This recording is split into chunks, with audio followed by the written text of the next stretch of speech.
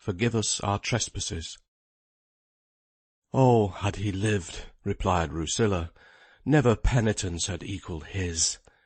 Well I know his heart, vehement in all things. He would on himself have wreaked such penance as had reached the height of fleshly suffering, yea, which being told, with its portentous rigour should have made the memory of his fault overpowered and lost, in shuddering pity and astonishment, fade like a feeble horror. Southey's Roderick. As Mary was turning into the street where the Wilsons lived, Jem overtook her. He came upon her suddenly, and she started. "You're going to see mother?" he asked, tenderly, placing her arm within his, and slackening his pace. "Yes, and you too. Oh, Jem, is it true? Tell me." She felt rightly that he would guess the meaning of her only half-expressed inquiry. He hesitated a moment before he answered her. "Darling, it is. It's no use hiding it, if you mean that I'm no longer to work at Duncombe's foundry. It's no time, to my mind, to have secrets from each other, though. I did not name it yesterday, thinking you might fret. I shall soon get work again, never fear." "But why did they turn you off, when the jury had said you were innocent?" "It was not just to say turned off, though I don't think I could have well stayed on. A good number of the men managed to let out that they should not like to work under me again. There were some few who knew me well enough to feel I could not have done it, but more were doubtful, and one spoke to young Mr. Duncombe, hinting at what they thought." "Oh, Jem, what a shame!" said Mary, with mournful indignation. "Nay, darling, I'm not for blaming them. Poor fellows like them have nowt to stand upon and be proud of but their character, and it's fitting they should take care of that, and keep that free from soil and taint. But you, what could they get but good from you? They might have known you by this time." "So some do. The overlooker, I'm sure, would know I'm innocent. Indeed, he said as much to-day, and he said he has had some talk with old Mr. Duncombe, and they thought it might be better if I left Manchester for a bit. They'd recommend me to some other place." But Mary could only shake her head in a mournful way, and repeat her words. "They might have known thee better, Jem." Jem pressed the little hand he held between his own work-hardened ones. After a minute or two he asked, "Mary, art thou much bound to Manchester? Would it grieve thee sore to quit the old smoke jack?" "With thee?" she asked, in a quiet, glancing way. "Ay, lass. Trust me, I'll ne'er ask thee to leave Manchester while I'm in it, because I've heard fine things of Canada, and our overlooker has a cousin in the foundry line there. Thou knowest where Canada is, Mary?" "Not rightly, not now at any rate. But with thee, Jem," her voice sunk to a soft, low whisper, "anywhere." What was the use of a geographical description? "But father," said Mary, suddenly breaking that delicious silence with the one sharp discord in her present life. She looked up at her lover's grave face, and then the message her father had sent flashed across her memory. "Oh, Jem, did I tell you? Father sent word he wished to speak with you. I was to bid you come to him at 8 tonight. What can he want, Jem?" "I cannot tell," replied he. "At any rate I'll go.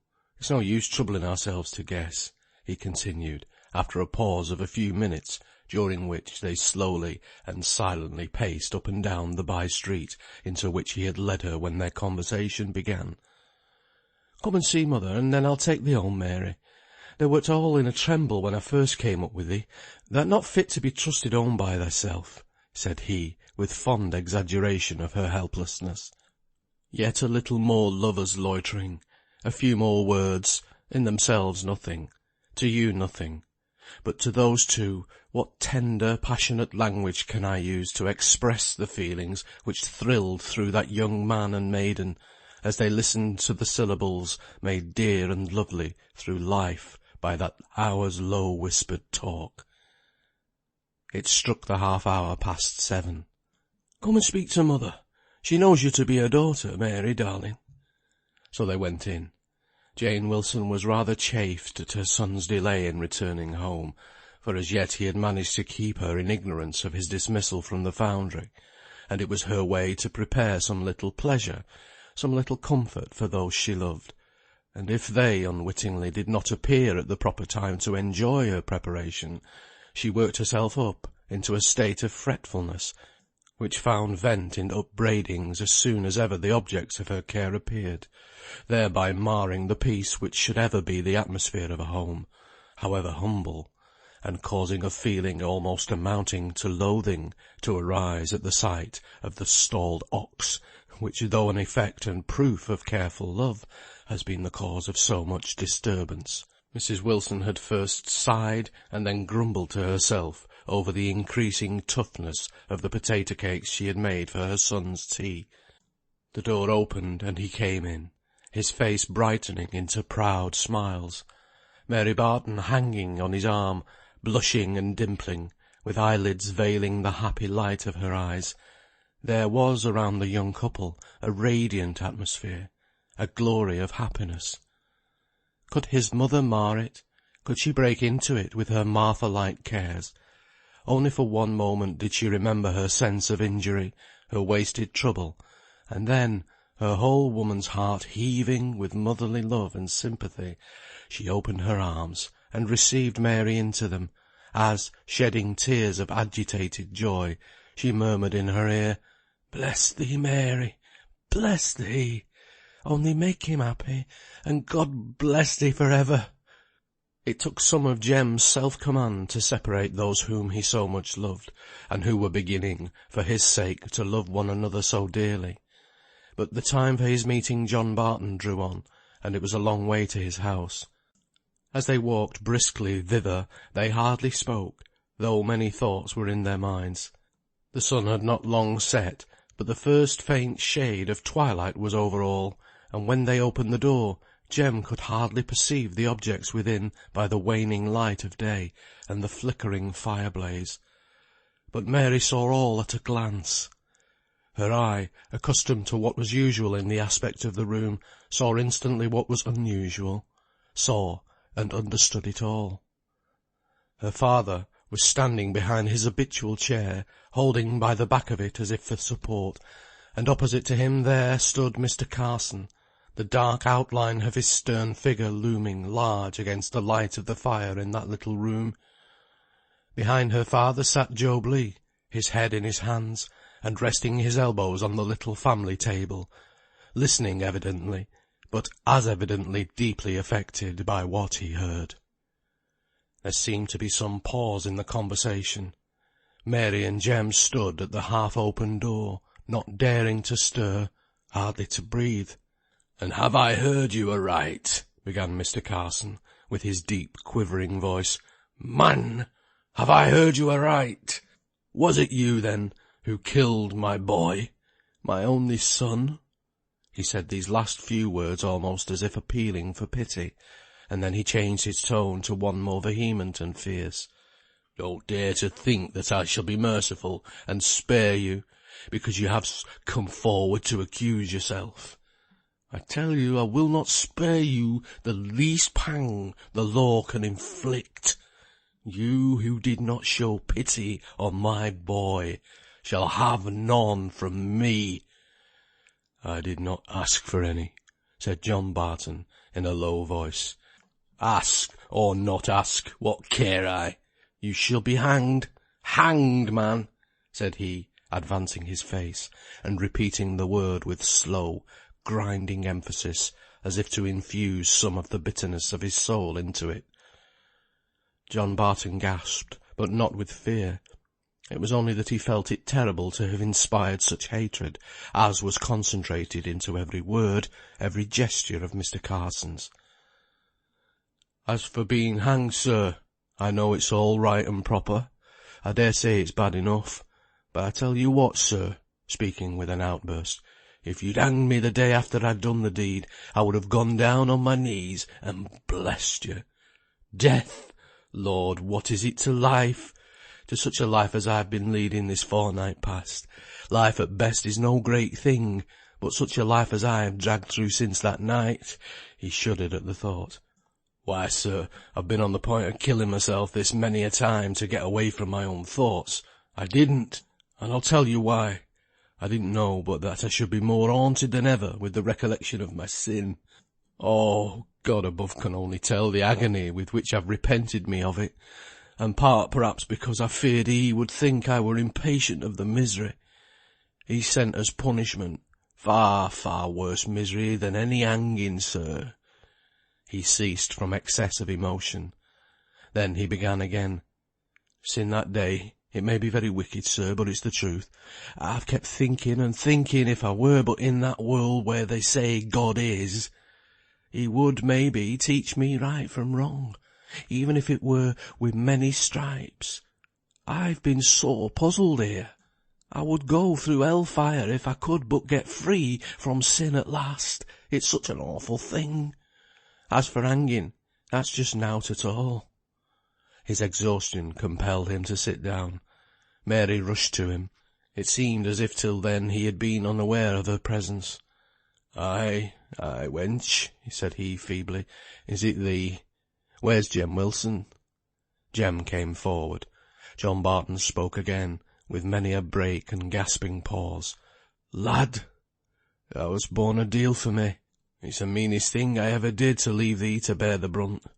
Thou, who wert as innocent of any knowledge of it as the babe unborn. I'll not bless thee for it. Blessing from such as me would not bring thee any good. Thou'lt love Mary, though she is my child." He ceased, and there was a pause of a few seconds. Then Mr. Carson turned to go. When his hand was on the latch of the door, he hesitated for an instant. "You can have no doubt for what purpose I go. Straight to the police office, to send men to take care of you, wretched man, and your accomplice. Tomorrow morning your tale shall be repeated to those who can commit you to jail, and before long you shall have the opportunity of trying how desirable hanging is." "Oh, sir," said Mary, springing forward and catching hold of Mr. Carson's arm, "my father is dying. Look at him, sir. If you want death for death, you have it. Don't take him away from me, these last hours. He must go alone through death, but let me be with him as long as I can. Oh, sir, if you have any mercy in you, leave him here to die." John himself stood up, stiff and rigid, and replied, "Mary, wench, I owe him summat. I will go die where and as he wishes me. Thou hast said true. I am standing side by side with death, and it matters little where I spend the bit of time left of life. That time I must pass in wrestling with my soul for a character to take into the other world. I'll go where you see fit, sir. He's innocent," faintly indicating Jem, as he fell back in his chair. "Never fear, they cannot touch him," said Job Legh, in a low voice. But as Mr. Carson was on the point of leaving the house with no sign of relenting about him, he was again stopped by John Barton, who had risen once more from his chair, and stood supporting himself on Jem while he spoke. "Sir, one word. My hairs are grey with suffering, and yours with years." "And have I had no suffering?" asked Mr. Carson, as if appealing for sympathy even to the murderer of his child. And the murderer of his child answered to the appeal, and groaned in spirit over the anguish he had caused. "Have I had no inward suffering to blanch these hairs? Have not I toiled and struggled even to these years with hopes in my heart that all centred in my boy? I did not speak of them, but were they not there? I seemed hard and cold, and so I might be to others, but not to him. Who shall ever imagine the love I bore to him? Even he never dreamed how my heart leapt up at the sound of his footstep, and how precious he was to his poor old father. And he's gone, killed, out of the hearing of all my loving words, out of my sight for ever. He was my sunshine, and now it is night. Oh, my God, comfort me, comfort me, cried the old man aloud. The eyes of John Barton grew dim with tears. Rich and poor, masters and men, were then brothers in the deep suffering of the heart. For was not this the very anguish he had felt for little Tom, in years so long by that they seemed like another life?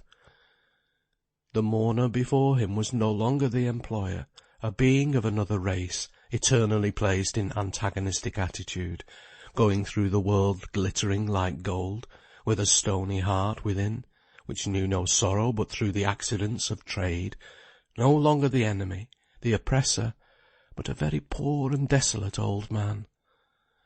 The sympathy for suffering, formerly so prevalent a feeling with him, again filled John Barton's heart, and almost impelled him to speak, as best he could, some earnest, tender words to the stern man, shaking in his agony. But who was he that he should utter sympathy or consolation, the cause of all this woe? O blasting thought! O miserable remembrance! He had forfeited all right to bind up his brother's wounds. Stunned by the thought, he sank upon the seat, almost crushed with the knowledge of the consequences of his own action. For he had no more imagined to himself the blighted home and the miserable parents than does the soldier, who discharges his musket, picture to himself the desolation of the wife, and the pitiful cries of the helpless little ones, who are in an instant to be made widowed and fatherless. To intimidate a class of men, known only to those below them as desirous to obtain the greatest quantity of work for the lowest wages; at most to remove an overbearing partner from an obnoxious firm, who stood in the way of those who struggled as well as they were able to obtain their rights. This was the light in which John Barton had viewed his deed, and even so viewing it, after the excitement had passed away, the avenger, the sure avenger, had found him out. But now he knew that he had killed a man, and a brother. Now he knew that no good thing could come out of this evil, even to the sufferers whose cause he had so blindly espoused. He lay across the table, broken-hearted. Every fresh quivering sob of Mr. Carson's stabbed him to his soul. He felt execrated by all, and as if he could never lay bare the perverted reasonings which had made the performance of undoubted sin appear a duty. The longing to plead some faint excuse grew stronger and stronger. He feebly raised his head, and looking at Job Legh, he whispered out, "I did not know what I was doing, Job Legh. God knows I didn't." "Oh, sir," said he wildly, almost throwing himself at Mr. Carson's feet, "say you forgive me the anguish I now see I have caused you. I care not for pain or death. You know I don't. But, oh man, forgive me the trespass I have done." "Forgive us our trespasses, as we forgive them that trespass against us," said Job solemnly and low, as if in prayer, as if the words were suggested by those John Barton had used. Mr. Carson took his hands away from his face. I would rather see death than the ghastly gloom which darkened that countenance. "Let my trespasses be unforgiven, so that I may have vengeance for my son's murder." There are blasphemous actions as well as blasphemous words, all unloving. Cruel deeds are acted blasphemy. Mr. Carson left the house, and John Barton lay on the ground as one dead. They lifted him up, and almost hoping that that deep trance might be to him the end of all earthly things, they bore him to his bed. For a time they listened with divided attention to his faint breathings, for in each hasty, hurried step that echoed in the street outside, they thought they heard the approach of the officers of justice.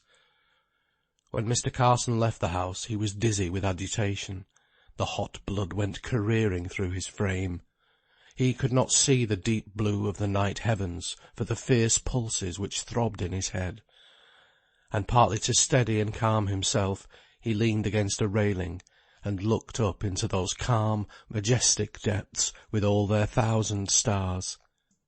And by his own voice returned upon him, as if the last words he had spoken were being uttered through all that infinite space.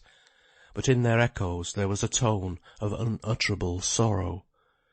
"Let my trespasses be unforgiven, so that I may have vengeance for my son's murder." He tried to shake off the spiritual impression made by this imagination. He was feverish and ill, and no wonder. So he turned to go homewards, not, as he had threatened, to the police office. After all, he told himself, that would do in the morning. No fear of the man's escaping, unless he escaped to the grave. So he tried to banish the phantom voices and shapes which came unbidden to his brain, and to recall his balance of mind by walking calmly and slowly, and noticing everything which struck his senses. It was a warm, soft evening in spring, and there were many persons in the streets. Among others, a nurse with a little girl in her charge, conveying her home from some children's gaiety. A dance most likely, for the lovely little creature was daintily decked out in soft, snowy muslin, and her fairy feet tripped along by her nurse's side, as if to the measure of some tune she had lately kept time to. Suddenly up behind her there came a rough, rude errand boy, 9 or 10 years of age, a giant he looked by the fairy child, as she fluttered along. I don't know how it was, but in some awkward way he knocked the poor little girl down upon the hard pavement as he brushed rudely past, not much caring whom he hurt, so that he got along. The child arose, sobbing with pain, and not without cause, for blood was dropping down from the face, but a minute before so fair and bright, dropping down on the pretty frock, making those scarlet marks so terrible to little children. The nurse, a powerful woman, had seized the boy, just as Mr. Carson, who had seen the whole transaction, came up. "You naughty little rascal! I'll give you to a policeman, that I will! Do you see how you've hurt the little girl? Do you?" accompanying every sentence with a violent jerk of passionate anger. The lad looked hard and defying, but withal terrified at the threat of the policeman, those ogres of our streets to all unlucky urchins. The nurse saw it, and began to drag him along, with a view of making what she called a wholesome impression. His terror increased, and with it his irritation, when the little sweet face, choking away its sobs, pulled down nurse's head and said, "Please, dear nurse, I'm not much hurt. It was very silly to cry, you know. He did not mean to do it. He did not know what he was doing. Did you, little boy? Nurse won't call a policeman, so don't be frightened." And she put up her little mouth to be kissed by her injurer, just as she had been taught to do at home, to make peace. "That lad will mind and be more gentle for the time to come, I'll be bound, thanks to that little lady," said a passer-by, half to himself and half to Mr. Carson, whom he had observed to notice the scene. The latter took no apparent heed of the remark, but passed on. But the child's pleading reminded him of the low, broken voice he had so lately heard, penitently and humbly urging the same extenuation of his great guilt. "I did not know what I was doing." He had some association with those words. He had heard or read of that plea somewhere before. Where was it? Could it be? He would look when he got home. So when he entered his house he went straight and silently upstairs to his library, and took down the great large handsome Bible, all grand and golden, with its leaves adhering together from the bookbinder's press, so little had it been used. On the first page, which fell open to Mr. Carson's view, were written the names of his children and his own. Henry, John, son of the above John and Elizabeth Carson, born September 29th, 1815. To make the entry complete, his death should now be added, but the page became hidden by the gathering mist of tears. Thought upon thought and recollection upon recollection came crowding in, from the remembrance of the proud day when he had purchased the costly book, in order to write down the birth of the little babe of a day old. He laid his head down on the open page, and let the tears fall slowly on the spotless leaves. His son's murderer was discovered, had confessed his guilt, and yet, strange to say, He could not hate him with the vehemence of hatred he had felt when he had imagined him a young man, full of lusty life, defying all laws, human and divine. In spite of his desire to retain the revengeful feeling he considered as a duty to his dead son, something of pity would steal in for the poor, wasted skeleton of a man, the smitten creature who had told him of his sin and implored his pardon that night. In the days of his childhood and youth, Mr. Carson had been accustomed to poverty, but it was honest, decent poverty, not the grinding, squalid misery he had remarked in every part of John Barton's house, and which contrasted strangely with the pompous sumptuousness of the room in which he now sat. Unaccustomed wonder filled his mind at the reflection of the different lots of the brethren of mankind. Then he roused himself from his reverie, and turned to the object of his search, the Gospel, where he half expected to find the tender pleading, "They know not what they do." It was murk midnight by this time, and the house was still and quiet. There was nothing to interrupt the old man in his unwonted study. Years ago the Gospel had been his task-book in learning to read, so many years ago that he had become familiar with the events before he could comprehend the spirit that made the life. He fell to the narrative now afresh, with all the interest of a little child. He began at the beginning, and read on almost greedily, understanding for the first time the full meaning of the story. He came to the end, the awful end, and there were the haunting words of pleading. He shut the book, and thought deeply. All night long the archangel combated with the demon. All night long others watched by the bed of death. John Barton had revived to fitful intelligence. He spoke at times with even something of his former energy, and in the racy Lancashire dialect he had always used when speaking freely. "You see, I've so often been hankering after the right way, and it's a hard one for a poor man to find. At least it's been so to me. No one learned me, and no one telled me. When I was a little chap they taught me to read, and then they ne'er gave me no books, only I heard say the Bible was a good book. So when I grew thoughtful and puzzled, I took to it.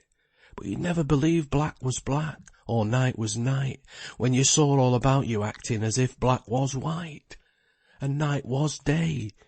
It's not much I can say for myself in t'other world, God forgive me, but I can say this.